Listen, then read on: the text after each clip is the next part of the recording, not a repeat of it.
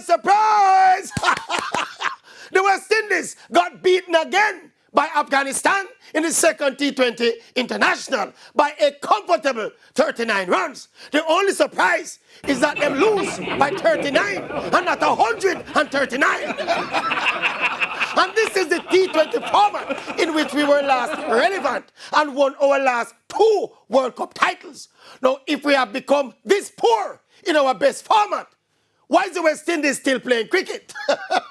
Why are these West Indies players collecting money under false pretense? The West Indies are ranked at number 8 of 12 in Test cricket, number 9 in ODI, and in our best format, T20, we are ranked at number 7. Now, how long before Nepal and Papua New Guinea and Hong Kong and Botswana start box and kick and turn and embarrass West Indies too? How long before Oman and Namibia and the United Arab Emirates start butter and bruise and beat and thump and beat up and embarrass West Indies?